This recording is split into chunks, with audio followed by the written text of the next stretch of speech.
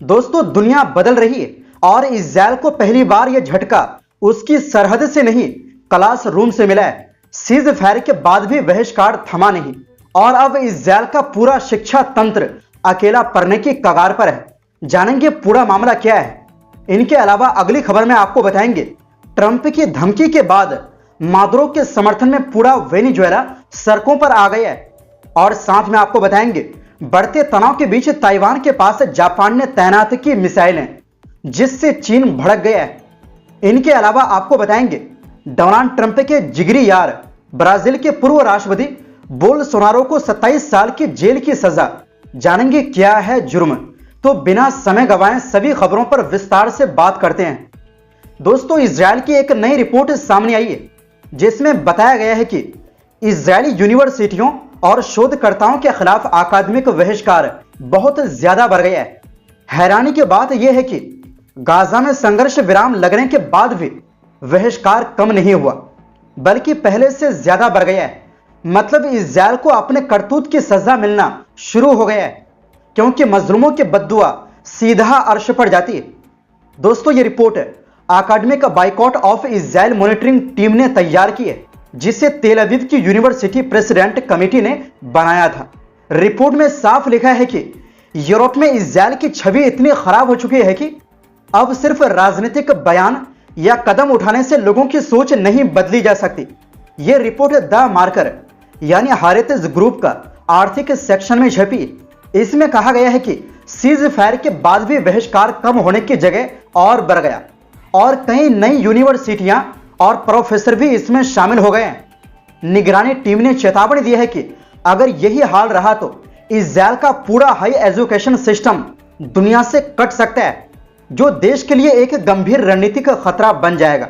वैसे आपको बता दें कि सितंबर में खुद प्रधानमंत्री बेंजामिन नेतन्याहू ने भी माना कि इजराइल अंतर्राष्ट्रीय स्तर पर अलग थलग होता जा रहा है और देश को अब खुद पर निर्भर रहने वाली अर्थव्यवस्था की तैयारी करनी होगी। रिपोर्ट के मुताबिक नवंबर तक 1000 यूरोपीय यूनिवर्सिटीज ने इजराइल के साथ सभी अकादमिक संबंध पूरी तरह खत्म कर दिए। कई यूरोपीय शोधकर्ताओं ने भी इजरायली वैज्ञानिकों और यूनिवर्सिटियों के साथ मिलकर काम करने से साफ इनकार कर दिया। दोस्तों, यकीन मानिए, यह फिलिस्तीन की एक बड़ी जीत है, खासकर फिलिस्तीन के मजलूम लोगों की। 2025 में इजरायली शोधकर्ताओं को मिलने वाली EU horizon Europe research funding भी काफी घट गई है। कारण यह है कि अंतर्राष्ट्रीय प्रोजेक्ट इजरायली शोधकर्ताओं को अपने साथ शामिल ही नहीं कर रहे, इसलिए उन्हें फंडिंग भी नहीं मिल रही। रिपोर्ट में बताया गया कि 57% बहिष्कार सीधे इजरायली शोधकर्ताओं पर होता है, जिन्हें अंतर्राष्ट्रीय रिसर्च ग्रुप से बाहर कर दिया जाता है। 22% बहिष्कार यूनिवर्सिटी टू यूनिवर्सिटी स्तर पर होता है, यानी यूरोपीय और इजरायली कैंपस एक दूसरे से रिश्ते तोड़ रहे हैं। 7% मामलों में प्रोफेशनल एसोसिएशन शामिल है। 14% मामलों में इंटरनेशनल प्रोग्राम रोक दिया गया। यानी कुल मिलाकर बहिष्कार सिर्फ एक जगह नहीं, बल्कि पूरे शिक्षा नेटवर्क में फैल चुका है।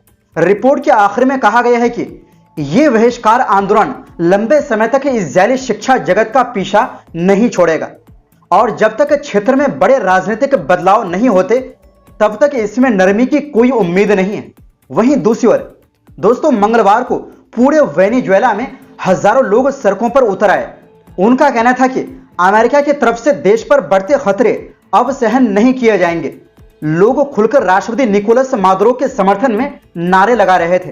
राजधानी काराकास में flag and स्वाड March of liberator Simon Bolivar में लोगों ने विशाल वेनेजुएलन झंडे लहराए और कैरेबियन में अमेरिकी सैन्य गतिविधियों की कड़ी निंदा की। प्रदर्शनकारियों ने कहा कि यह अमेरिकी सेना की तैनाती एक सीधी धमकी और हमला है। कई लोग मादुरो की तस्वीरें लेकर हम अपने देश का बचाव करेंगे जैसे नारे लगा रहे थे।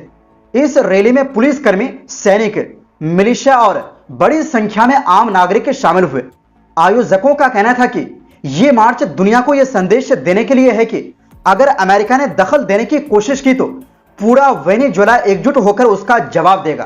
प्रदर्शन के दौरान देश के इंटीरियर मिनिस्टर डियोसदादो काबेलो भी लोगों के साथ चलते दिखे।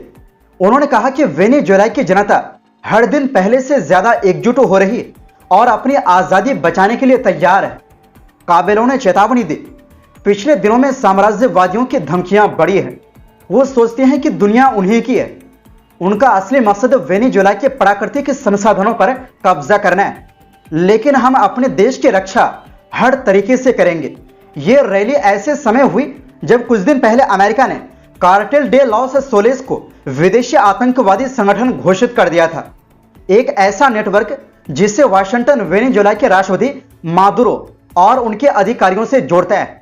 वेनेजुएला सरकार ने इस फैसले को सख्ती से खारिज कर दिया और कहा कि यह हस्तक्षेप का बहाना बनाने की कोशिश है। दोस्तों, आपको बता दें कि अमेरिकी सरकार वेनेजुएला पर हमला करने के लिए तमाम बड़े हथियार उनके नजदीक तैनात कर दिया है।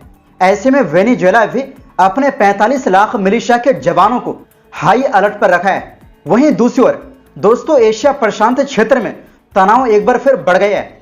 वजह है जापान की नई प्रधानमंत्री साने ताकाइची का हालिया बयान, जिसमें उन्होंने साफ कहा कि अगर ताइवान पर हमला होता है तो जापान सैन्य हस्तक्षेप पर विचार कर सकता है। यह बयान बीजिंग को नागवार गुजरा और चीन ने इसे उकसाने वाली टिप्पणी बताते हुए कड़ी प्रतिक्रिया दी। लेकिन इसके बाद जो हुआ उसने दोनों देशों के बीच तनाव को और हवा दे दी। जापान ने अपने सबसे पश्चिमी द्वीप योनागुनी में नई मिसाइलें तैनात करने की योजना को तेजी से आगे बढ़ा दिया। यह कदम चीन के गुस्से को और बढ़ाने वाला साबित हुआ, क्योंकि योनागुनी की लोकेशन खुद जियोपॉलिटिकल रूप से बेहद संवेदनशील है। चीन की आलोचना का जवाब देते हुए जापान के रक्षा मंत्री शिनजिरो कोइजुमी ने कहा कि योनागुनी में तैनात की जा रही मिसाइलें पूरी तरह रक्षात्मक है। उनका दावा है कि यह कदम किसी भी देश पर हमला करने के लिए नहीं, बल्कि जापान की सुरक्षा को मजबूत करने के लिए उठाया गया है। उन्होंने साफ कहा कि यह कदम क्षेत्रीय तनाव नहीं बढ़ाता, यह सिर्फ जापान की रक्षा क्षमता बढ़ाता है। दिलचस्प बात यह है कि ताइवान ने जापान की इस मिसाइल तैनाती योजना का स्वागत किया। ताइवान सरकार का कहना है कि योनागुनी की सुरक्षा बढ़ने से ताइवान स्ट्रेट में स्थिरता आएगी, जो पूरे एशिया प्रशांत क्षेत्र के लिए जरूरी है। दोस्तों, योनागुनी एक छोटा सा द्वीप है, लेकिन इसकी जियोपॉलिटिकल अहमियत बेहद बड़ी है। यह जापान का सबसे पश्चिमी द्वीप है, ताइवान से मात्र 110 किलोमीटर दूर। 2016 से यहां जापानी सेना का बेस मौजूद है। जापान अब यहां टाइप 03 मध्यम दूरी की सतह से हवा में मार करने वाली मिसाइलें तैनात करने की तैयारी में है। इन मिसाइलों का मकसद किसी भी दुश्मन विमान या मिसाइल को इलाके में दाखिल होने से पहले ही रोक लेना है। यानी जापान इस जगह को चीन ताइवान संघर्ष की स्थिति में अपनी पहली रक्षा लाइन बनाना चाहता है।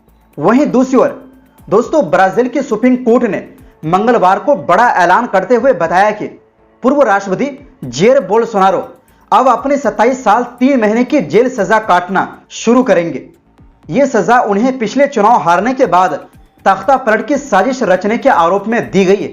आपको बता दें कि यह वही बोल्सोनारो है जो डोनाल्ड ट्रंप के सबसे करीबी माने जाते हैं। इस केस की सुनवाई कर रहे सुप्रीम कोर्ट के जज अलेक्जेंड्रे डी मोराइस ने आदेश दिया कि बोल्सोनारो को राजधानी ब्रासिलिया में फेडरल पुलिस कॉम्प्लेक्स में ही रखा जाएगा।